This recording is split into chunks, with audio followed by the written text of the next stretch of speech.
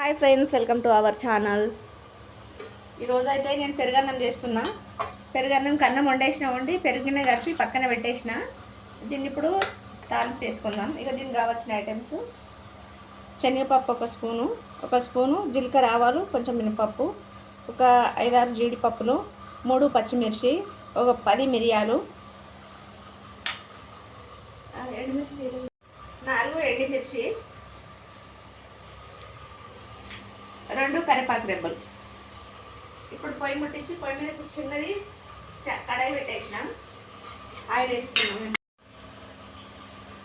Oil 2 స్పూన్లు వేసేస్తున్నాం.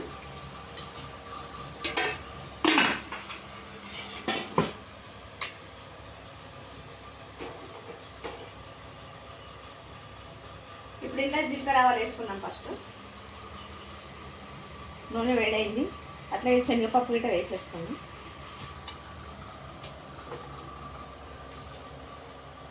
కొంచెం అవి ఆగినాక మిరియాలు, జీడిపప్పు వేస్తాం.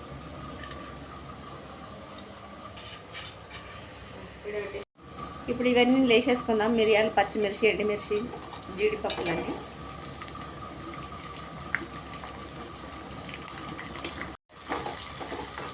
ఇవన్నీ ఎంపుకోవాలి కొంచెం బ్రౌన్ కలర్ వచ్చే వరకు. జీడిపప్పు ఇదంతా, పచ్చిమిర్చి కానీ ఎండుమిర్చి. ఇప్పుడు కరివేపాకు రెబ్బలు వేసేస్తాను ఇందులోనే.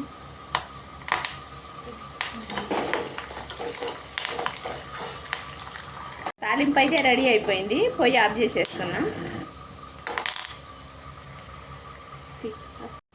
ఇక పెరుగన్నం ఫస్టే కలిపేసి పెట్టుకున్నా నేను. అన్నం చేసి పెరుగు ఇలా సరిపోయినంత సాల్ట్ వేసి అన్నీ కలిపి పెట్టేసుకున్నా. ఇప్పుడు తాలింపు ఇలా వేసేసుకున్నా.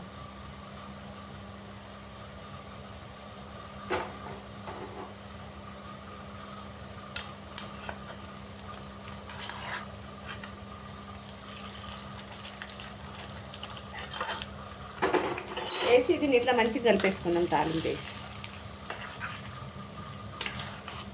ఇట్లా చేసుకుంటే పిల్లలకి చాలా ఇష్టంగా తింటారు. ఇట్లా పెరుగన్నం చేస్తే ఎండగలంగిన మనకిన మంచిగా ఉంటుంది తినడానికి. కడుపులో చల్లదనం ఉంటుంది పెరుగన్నం తింటే.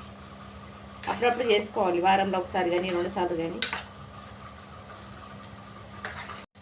ఇంకా ఉంటే దానిమ్మ గింజలు కానీ అరటిపండు కానీ వేసుకోవచ్చు. అట్లా ఇగో పెరుగన్నం అయితే రెడీ అయిపోయింది. చూడండి ఎలా వచ్చిందో.